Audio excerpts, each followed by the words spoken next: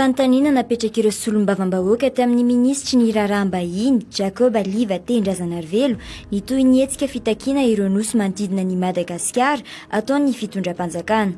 Taorian'ny fampiatsoana ny masovo frantsay miasa sy monina eto Madagasikara, ny mahakasika ny fitsapakevim-bahoaka, ny amin'ny anaovana tahirin-javaboary amin'ny nosy iray amin'ireo Îles Epas dia nanao fanambarana ny fanjakana malagasy fa handray fanapa-kevitra raha mbola miziriziry amin'ny heviny hoy Fidèle Razarapiera, solombavam-bahoaka. Mandidina izany ny fanontaniana napetrany ho an'ny minisitra. Mety azo fatarina ve raha manohy ilay frantsay ina ny akta ho ataony fanjakana malagasy ary mba samanao koa atsika ohatsy ny ataony mba devantsika koa izy mba misy ihany ny fepetra apetraka atsika tompony ao anatin'izay fifampitaniana izay.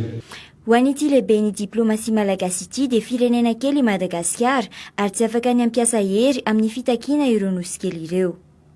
Ka izay no mahatonga antsika tsy maintsy mifampiraharaha ary manohy ny fampirarahana mandra-pahatongavany fanapa-kevitra hoe tsy ho vita amin'ny fifampirarahana ty fandao hitanjangatra fa ny zava-dehibe zany dia mitohy ny fifanarahana ary niarana anaiky izaho sy ny masovon'ny Frantsa tamin'izy namonjy ana tao fa hotohizana ary hatao ny fivoriana faharoa raha vao mety ny anaovan'izany. Ny 12 Novambra 2024 no nisy ny fionana voalohany nataon'ireo voamiera irasan'ny rotonta teto Antananarivo andinihana ny mikasika ireo nosy manodidina ny Madagasikara ireo.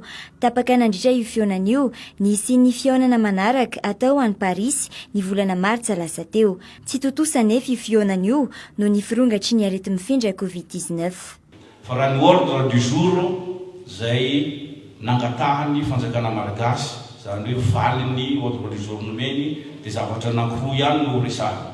Ny voalohany dia ny firesahana momba ny famerenana an'ireo nosy ireo a Madagasikara. Dia ny faharoa satria izy moa zany miinsiste amin'io dia ny fomba fiarah-miasa rehefa voavaha ilay teboka